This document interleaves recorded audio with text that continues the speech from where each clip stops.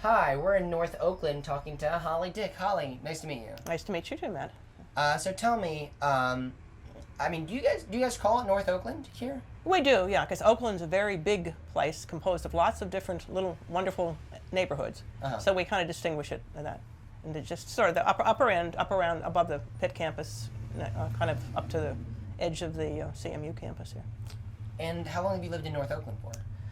This time I've been here for 23 years, and then when I was in graduate school and after I was married, I lived here for about 3 years.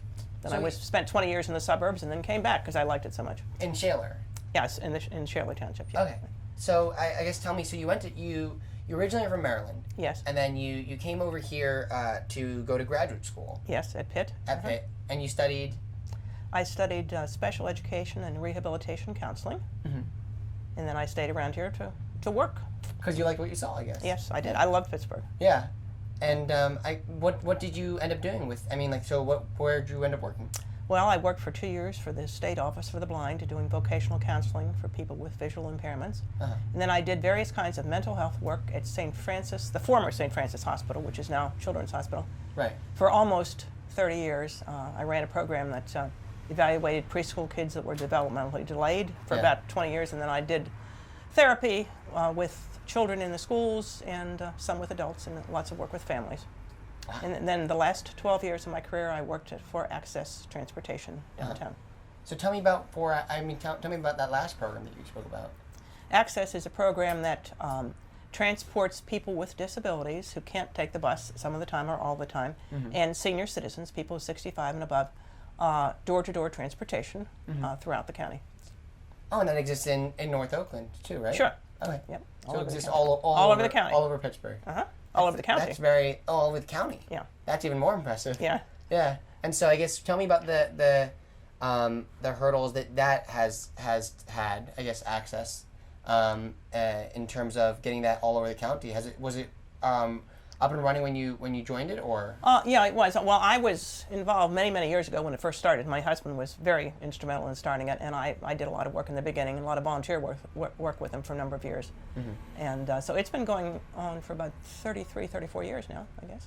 So it's pretty well worked, functional in the county. Yeah. Now the problem now is funding. I'm working on with a volunteer committee to try to get the state to do adequate funding of public transportation as well as road and bridge repair in the state of Pennsylvania. So funding is always a problem for buses and for access. Yeah. So there's a lot of work to be done on that. And then not only that, but you're also involved in other organizations. Yeah, I'm president of the Belfield Area Citizens Association, which is a civic group here in North Oakland composed of North Oakland residents and business owners. And we work to try to make the neighborhood as good as possible. We review developments, proposed developments in our community.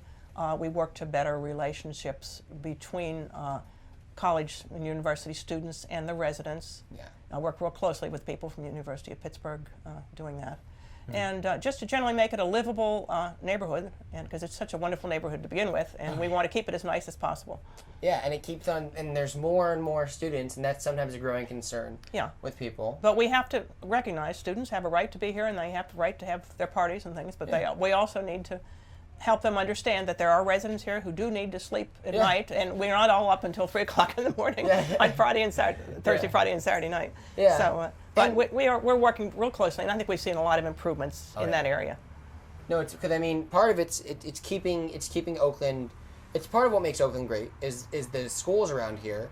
And it helps keep it healthy. At the same time, absolutely, people need to realize that this. I know they're generally away from their parents, but they're not away from being an adult. I mean, now they have to start taking responsibility. That's exactly right. And we hope to make things work well between the residents and the students. Yeah. So we can all appreciate each other and respect each other. Yeah. There's also a bevy of different opportunities you have here for, I guess, entertainment and enjoyment of things and education. Tell me about some of the programs that you partake in. Oh, goodness sakes. That would take a whole interview. Right now I'm taking a lot of courses at Osher at CMU. There's also an Osher program at Pitt. That's classes for senior citizens. And we take classes of all sorts, and it's wonderful because you don't have to cram for tests or write papers or anything like that.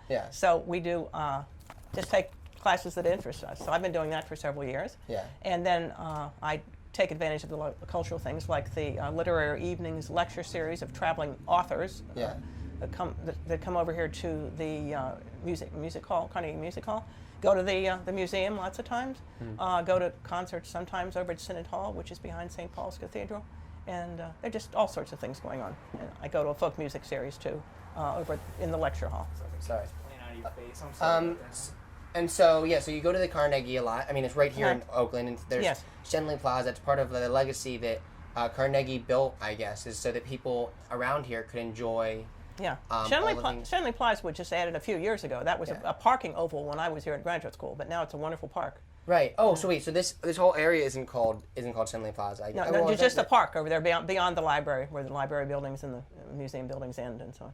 Oh, wow. So I guess there's a lot of development that's always taking place in Oakland. Yeah, there is, and that's why we were involved in reviewing that to make sure it's the best thing for the neighborhood and that it looks attractive and is functional and so on. Yeah, and that it adds instead of just. I mean, was there? I know there was a lot of things going on with. There was like originally Kiva Han nearby here that recently was turned into a bagel factory. Was there a discussion about that, I guess? Oh, to some extent, there wasn't much problem with that because they were just redoing the inside of the building. But we had the gentleman who owns that come to our meeting and talk to us about what he was doing and what kind of food and what services he had. And this is the meeting for which? The Belfield Area Citizens Association, which is known as BACA. And we also, we're now involved with the new CVS pharmacy building, which is going to move from Enfield and Center Avenue a couple blocks down further to Center and Craig. Yeah. So we've been reviewing plans for that, and in fact we're having a meeting next week to talk about signage for that for the second time. And then also you mentioned earlier something called CORE, I guess? Yeah, that's a group, recently formed group, was formed under the Oakland Planning and Development Corporation's 2020 Oakland 2025 plan. And it's an idea of getting all the leaders of various civic groups from the various neighborhoods together to talk about policies and issues which are common to Oakland and help each other out so that we can make it a more livable, attractive community as a whole. Oh no, that's certainly very important. What do you see for the future of Oakland?